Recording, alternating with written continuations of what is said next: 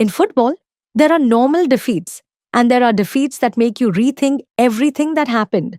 And that is exactly what happened to Qatar against Canada. Because the final score said Canada 6, Qatar 0.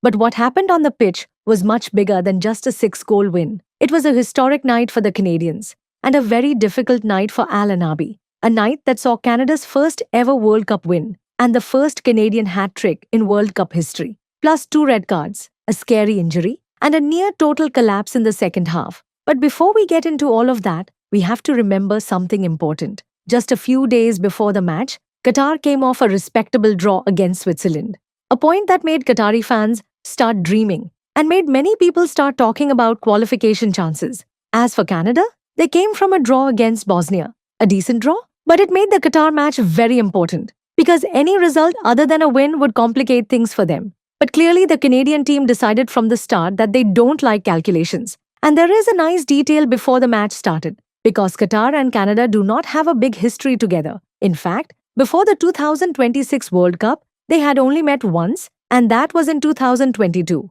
in a friendly match. At that time, Canada won 2-0. Cyle Larin scored, and Jonathan David scored, and it was just a normal day for everyone. But after almost 4 years, the two teams met again, this time in the World Cup. And the beautiful irony is that Jonathan David, who scored in their first meeting, came back in the second meeting and delivered a historic night.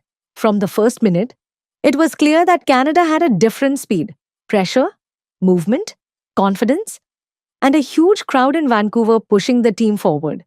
As for Qatar, they were still trying to get into the rhythm of the match, and in the 16th minute, the first goal came.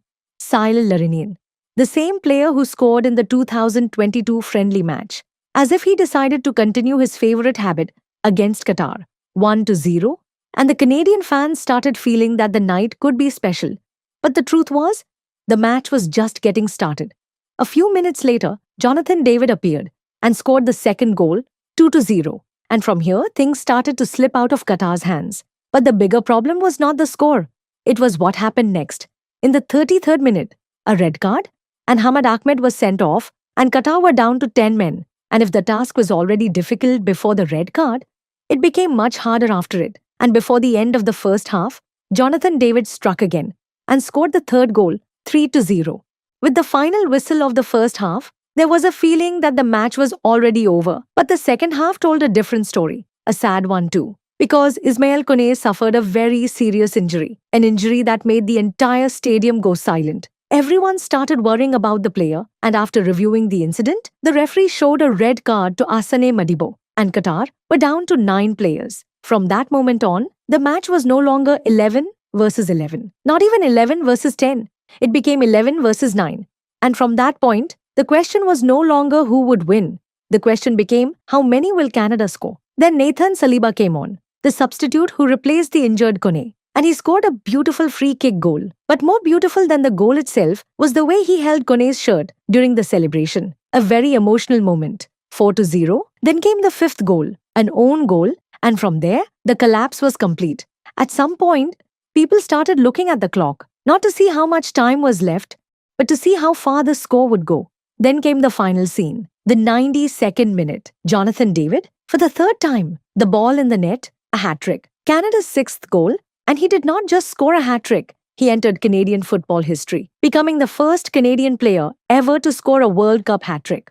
And the irony of it all is that the same player who scored in their first meeting back in 2022 was the same one who scored a historic hat-trick in their first World Cup meeting. But what was strange is that his celebration was very calm because Kone's injury was still dominating the atmosphere. Even a moment as big as a hat-trick still carried a sense of sadness. And when we look at the numbers, we understand the scale of what happened. Canada took 32 shots, Qatar took only 2 shots. Canada had 10 shots on target. Qatar did not register a single shot on target throughout the entire match. And that was perhaps the harshest fact of the night. Because losing is painful, but finishing 90 minutes without a single shot on target, that is a completely different story. Canada also earned 19 corners, compared to just 1 for Qatar, to the point where the ball boys behind Qatar's goal were probably the busiest people on the pitch. To be honest, this wasn't just dominance. It was a match that was played in one direction almost from the first minute to the last. At some point, it felt like the entire game was being played around Qatar's penalty area. But the most important thing Canada gained was not the 6 goals, not the hat trick, not even the top of the group. It was history, because this was Canada's first ever men's World Cup win. Just imagine a team that waited many long years, and when it finally got its first victory, it did it with a 6-0 scoreline, and also recorded its biggest World Cup win in history. And there is another very important thing. Just 90 minutes were enough to completely change the shape of the group. Before the match, Qatar and Canada were almost level on points. After the match, Canada became one of the strongest candidates to qualify, and Qatar were left facing a very difficult task. And there is an even more beautiful irony. In the 2022 World Cup, Canada exited the tournament without a single win. But in the 2026 World Cup, they needed only 2 matches to write the biggest night in their World Cup history. Simply put, in Qatar 2022, Canada was learning, and in 2026, Canada started competing. As for Qatar, the story was completely different. A team that came out with a respectable point against Switzerland entered the match dreaming of qualification and left it facing very complicated calculations. A heavy defeat, 2 red cards, and a major blow to goal difference. And there is one sentence that can summarize the entire night. Canada took 32 shots, Qatar took 2 shots. And that is almost the full story of the match. In the end, people will remember that Canada won 6-0. But the truth is that the night was bigger than just a result. It was Canada's first World Cup win, and the first Canadian hat-trick in the history of the tournament, and the biggest World Cup victory in the team's history. A night where Jonathan David wrote his name in the history books, which made him the man of the match after what was arguably the best performance of his career. And on the other side, it was one of the toughest nights Qatar ever experienced on the world stage. A night where the Canadians wrote a new page in their history, and a night Qatar will try to forget as quickly as possible.